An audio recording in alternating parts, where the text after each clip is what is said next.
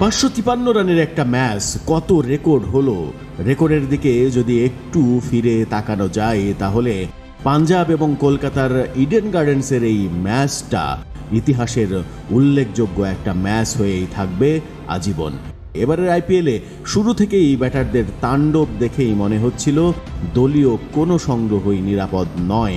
অবশেষে 262 রানের লক্ষ্যে 8 উইকেটে পাঞ্জাবের জয়ের পর সেটি বোধহয় সত্যে প্রমাণিত হলো। শুধু আইপিএলই নয়, যে কোনো টি-20 ক্রিকেটে সর্বোচ্চ রান তাড়ায় নজিরবিহীন জয় পেয়েছে প্রীতি জিন্তার এই দল। টি-20 ক্রিকেটে এর আগে সর্বোচ্চ রান তাড়ার রেকর্ডটি ছিল দক্ষিণ আফ্রিকার দখলে। 2023 সালে ওয়েস্ট ইন্ডিজের বিপক্ষে 258 রান তাড়া করে রেকর্ড গড়েছিল প্রোটিয়ারা, যা এখনও আন্তর্জাতিক ক্রিকেটের সর্বোচ্চ রান তাড়ার রেকর্ড।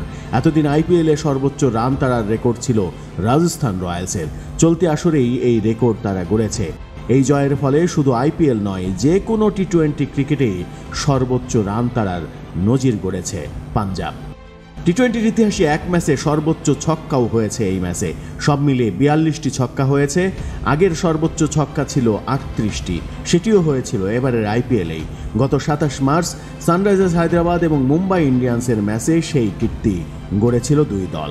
এছাড়া এককভাবে 24টি ছক্কা হাঁকিয়ে পাঞ্জাব রেকর্ড গড়েছে, যা টি-20-র ইতিহাসে দ্বিতীয় সর্বোচ্চ রেকর্ড।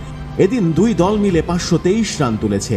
এক ম্যাচে আইপিএলের ইতিহাসে প্রথমবার দুই দলের 4 ওপেনারই 50 রানের ইনিংস খেলেছে। সুনীল নারিন এবং ফিল সল্ট, কলকাতা নাইট রাইডার্সের এই দুই ওপেনার এবারের আইপিএলে প্রায় প্রতি ম্যাচেই ঝড় তুলেছেন।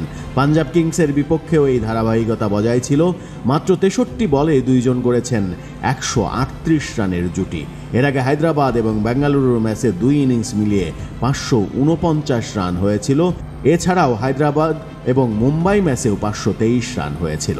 এই ম্যাচে দুই দল মিলে বাউন্ডারিতে 400 রান করেছে। কলকাতা করেছে 196, পাঞ্জাব করেছে 204 রান, যা এখন টি-20-তে যৌথভাবে সর্বোচ্চ।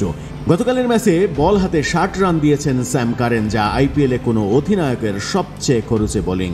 গত বৃহস্পতিবার সানরাইজার্স হায়দ্রাবাদের অধিনায়ক প্যাট কামিন্স দিয়েছিলেন 55 রান। সেটি সেদিন রেকর্ড হয়েছিল। একদিনের ব্যবধানে সেই রেকর্ড ভেঙে ফেললেন প্যাট কামিন্স, যে রেকর্ড ভেঙে ফেলাতে কোনো কৃতিত্ব নেই আসলে।